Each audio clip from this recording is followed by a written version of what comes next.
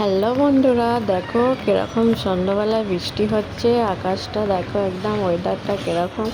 এই কারণে আমি আজকে চলো একটা রেসিপি করব, পেঁয়াজি আর ডিমের চপ। চলো দেখো, বেসনটা আমি আগে ভালো করে ফেটে নেব। ফেটে নেবার পরে তারপরে আমি সব রকম মশলা দিয়ে দেব। দেখো, নুন দিয়ে দিলাম, ধনে গুঁড়ো দিয়ে দিলাম। আমি একের পর এক মশলা দিয়ে দেব। তোমরা দেখতে থাকো ভিডিওটা, প্লিজ স্কিপ করবে না।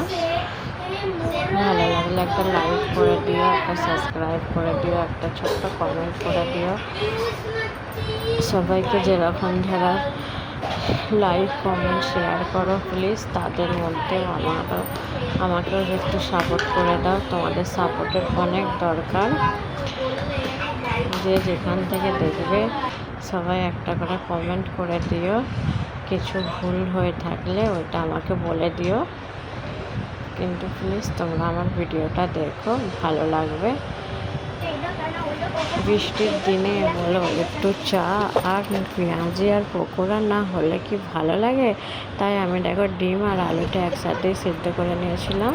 নেওয়ার পরে সব কিছু আমি আলুটা ম্যাশ করে নেব। তোমরা দেখতে থাকো। ম্যাশ করে নেবার পরে ডিমগুলোকে আমি কেটে নেব।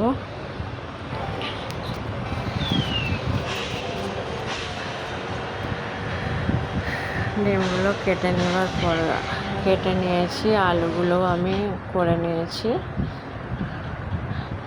ডিমের ভেতরে আলুগুলো ভরে দিয়েছি। দেখো হয়ে গেল। এবার আমি এগুলোকে ভেজে নেব। তোমরা দেখতে থাকো। আমারও একটা অনেক দিনের স্বপ্ন যে আমিও একটা ইউটিউবার হবো। আমি তো সবাইয়ের ভিডিও দেখি। প্লিজ আমাকেও সবাই মিলে একটু সাপোর্ট করো। আমার ভিডিওগুলো তোমরা একটু দেখো, স্কিপ করো না। আমাকে একটা লাইক করো, একটা কমেন্ট করো আর সাবস্ক্রাইব করে পাশে থাকো। দেখো ফাইনাল লুক কত সুন্দর লাগছে। দেখো দেখো ফাইনাল লুক। আমি একটু এইভাবে সাজিয়েছিলাম, একটু সাজিয়ে একটু খেলাম বাচ্চাদের সাথে। বাচ্চাদেরও একটু আনন্দ হলো। তোমাদের সাথেও একটু শেয়ার করলাম রেসিপিটা। ভালো লাগলে